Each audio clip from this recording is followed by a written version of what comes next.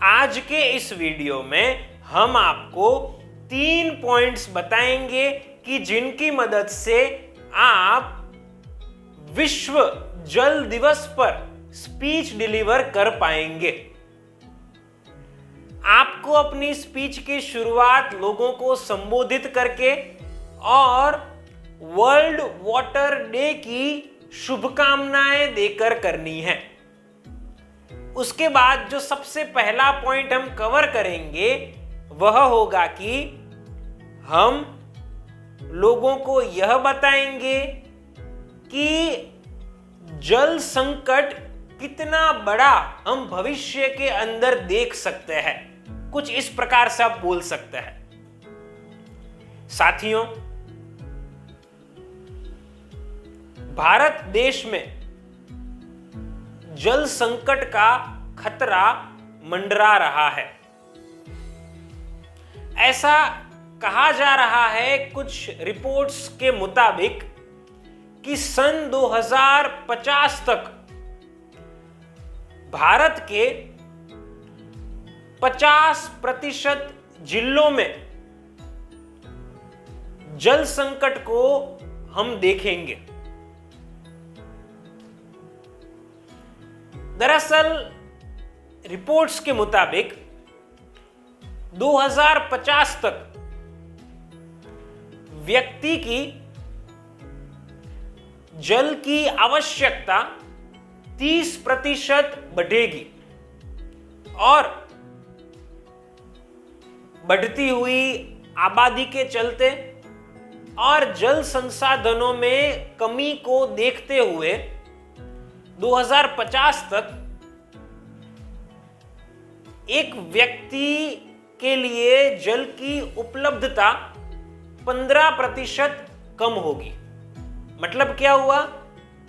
जल की आवश्यकता 30% बढ़ेगी और जल की उपलब्धता 15% कम होगी। तो ये आवश्यकता और उपलब्धता के बीच संतुलन टूट जाएगा।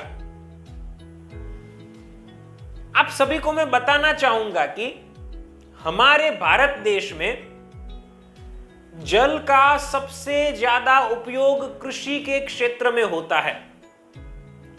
80% से भी ज्यादा उपयोग एग्रीकल्चर में होता है।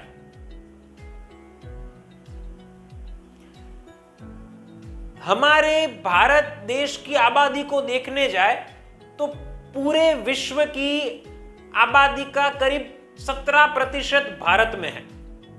जबकि अगर जल संसाधनों की बात की जाए तो पूरे विश्व में जितने जल संसाधन है उसके सिर्फ 4% इंडिया में है। तो इससे हम यह अंदाजा लगा सकते हैं कि यह कितनी गंभीर समस्या बन सकती है। एक बात और मैं आप सभी को कहना चाहूंगा कि जैसे मैंने कहा कि एग्रीकल्चर के क्षेत्र में पानी का सबसे ज्यादा उपयोग होता है, तो ऐसा कहा जा रहा है कि अगर हम कृषि के क्षेत्र में पानी का उपयोग करने में ट्रांसफॉर्मेशन लाएंगे तो हम बहुत सारा पानी बचा सकते हैं कि जिसका फायदा हम सब लोगों को ही होगा। तो कुल मिलाकर 2050 तक ऐसा कहा जा रहा है कि 50% जिलों में जल संकट का सामना करना पड़ेगा। तो इस तरह से आप सबसे पहले मुद्दे को बताइए और अपनी स्पीच की स्ट्रॉन्ग शुरुआत कीजिए। उसके बाद हम वर्ल्ड वाटर डे की स्पीच में सेकेंड पॉइंट को शामिल करेंगे। वह रहेगा कि हम लोगों को यह बताएंगे कि समुद्र में इतना पानी होने के बावजूद हमें जल संकट का सामना क्यों करना पड़ सकता है, हमें क्यों जल का सोच समझकर इस्तेमाल करना चाहिए, हम इसके बारे में बताएंगे। आप कुछ इस तरह से बोल सकते हैं। आप सब में से कुछ लोगों को लगेगा कि हमारे इस जगत में समुद्र में इतना पानी है तो भी हमें क्यों जल संकट का सामना करना पड़ सकता है। तो मैं आप सभी को सबसे पहले कहना चाहूंगा कि दरअसल पीने लायक पानी हमारे इस जगत में बहुत ही कम है। इस दुनिया में 71% हिस्सा पानी से घिरा हुआ है और 29% क्षेत्र में स्थल है, मतलब कि वहां पर इंसान है, जानवर है, इत्यादि है।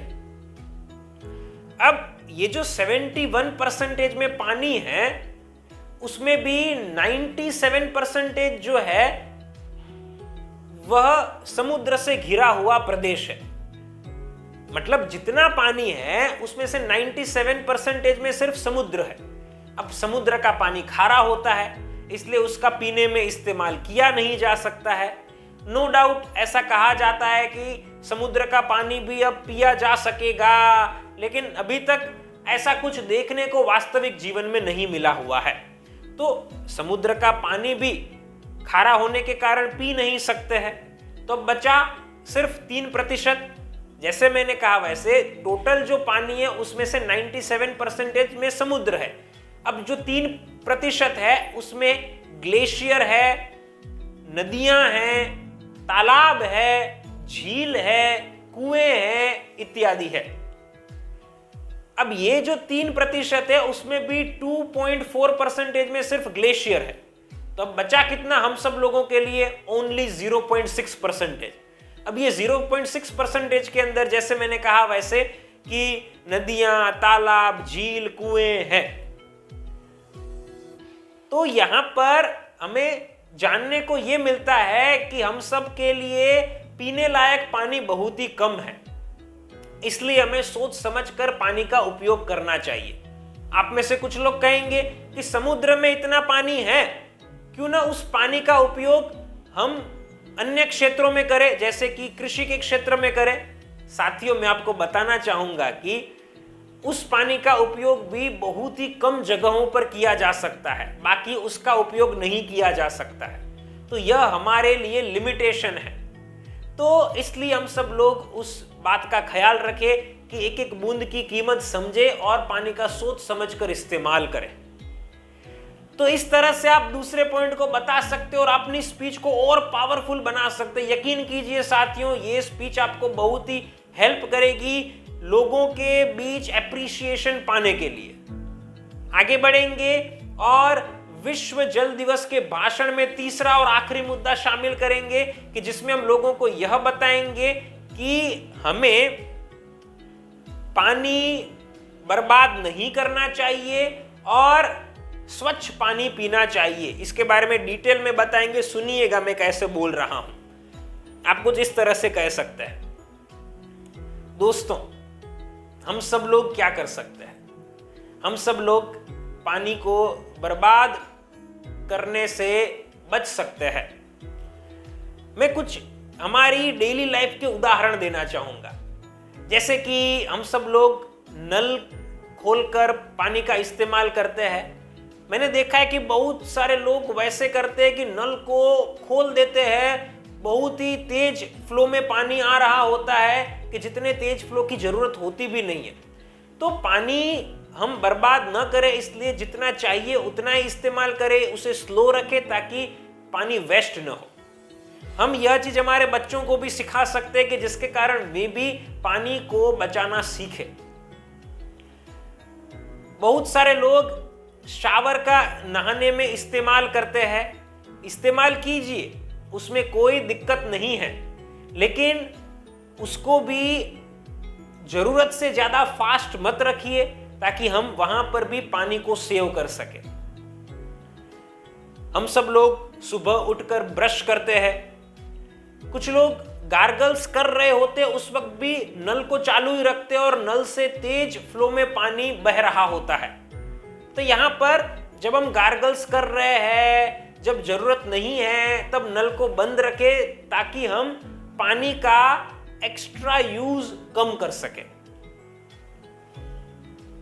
इसके अलावा हम पानी को स्टोर भी कर सकते हैं। जब बारिश आती है तब संभव हो तो पानी का संचय कीजिए।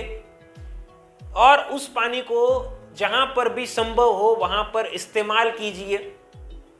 कुछ कुछ जगह पर हम देखते हैं कि पानी लीक हो रहा होता है पाइप से, नल से, उसे जल्द से जल्द हम सब लोग रिपेयर करवाएंगे कि जिसके कारण पानी का वेस्ट हम वहां पर भी कम से कम कर सके। एक चीज की आप सब लोगों ने ऑब्जर्व की हुई होगी कि जैसे कि पानी को टेरेस पर मान लीजिए वाटर टैंक है तो लोग चढ़ाते हैं। अब मोटर की स्विच चालू करते हैं, पानी ऊपर चढ़ रहा होता है, कभी कभार उनको पता नहीं होता है और टैंक ओवरफ्लो हो जाती है, पानी बह रहा होता है, पाइप में से गिर रहा होता है। तो हम यहाँ पर कुछ ऐसा कर सकते हैं कि टैंक ओवरफ्लो हो उससे पहले ही स्विच बंद कर दे ताकि पानी का वेस्टेज कम कर सके या पानी के वेस्टेज को रोक सके। तो ये कुछ ऐसी चीजें हैं कि जिनको करके हम पानी को बचा सकते हैं, और न सिर्फ हम बचा पाएंगे लेकिन हम हमारे परिवार वालों के लिए भी एग्जाम्पल बन सकते हैं, और हम सब लोगों को इससे जो आत्मसंतुष्टि होगी वो आत्मसंतुष्टि बहुत ही खुशी देगी। एक और बात मैं यहां पर कहना चाहूंगा कि हमें शुद्ध पानी ही पीना चाहिए। जब हम अशुद्ध पानी पीते हैं, गंदा पानी पीते हैं, तो इससे पेट से जुड़ी हुई बहुत सारी बीमारियां होती है।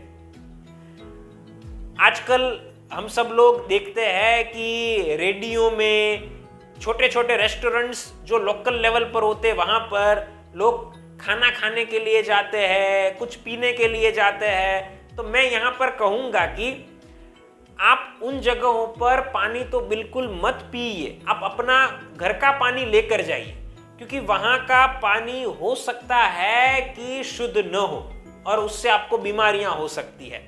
और साथ साथ वहां पर खाएं भी न, प्रयास करें वहां पर आप कुछ भी न लें, क्योंकि वहां पर जो चीजें बनाई जाएगी वहां पर भी वैसा ही पानी इस्तेमाल किया जाएगा। तो अपने आप को इन सब चीजों से दूर रखने का प्रयास करें। साथ साथ अगर आपके घर पर लोकल बॉडी का पानी आता है, मतलब कि म्युनिसिपैलिटी से पानी आता है, या फिर आप कुएं से पानी भरते हैं, तो उस पानी को पीने से पहले उबालिए, उसके बाद उस पानी को पिए, कि जिसके कारण आप बीमारियों से बच सके। आजकल बहुत सारे घरों में आरओ प्लांट देखने को मिलता है, तो जब आप आरओ का इस्तेमाल कर रहे हैं तो रेगुलर बेसिस पर उसके फिल्टर को चेंज कीजिए ताकि आप शुद्ध पानी पी सके। तो ऐसी कुछ बातों का ध्यान रखकर हम अपने आप को हमेशा निरोगी रख सकते हैं। तो इस प्रकार से आप तीसरा मुद्दा लोगों के साथ शेयर कर सकते हैं और अपने भाषण को एंड की तरफ लेकर जा सकते हैं। यह कहने के बाद लोगों को धन्यवाद कहिए और अपनी स्पीच को पूर्ण कीजिए। तो साथियों, इस वीडियो में मैंने आपको 3 पॉइंट्स बताए कि जिनकी मदद से आप वर्ल्ड वाटर डे पर एक्सीलेंट स्पीच दे सकते हैं। अगर आप एक पावरफुल पब्लिक स्पीकर बनना चाहते हैं तो आप हमारे online live public speaking course को ज्वाइन कर सकते हैं। नीचे दिए गए नंबर के ऊपर आप हमें अभी कॉल कीजिए, मैं आपसे पर्सनली बात करूंगा, आपकी सारी प्रॉब्लम्स और रिक्वायरमेंट्स को सुनूंगा और समझूंगा और आपको पर्सनल ट्रेनिंग देकर एक कॉन्फिडेंट और परफेक्ट पब्लिक स्पीकर बनाऊंगा। फ्रेंड्स, फिर मिलेंगे एक नई वीडियो के साथ। Thank you.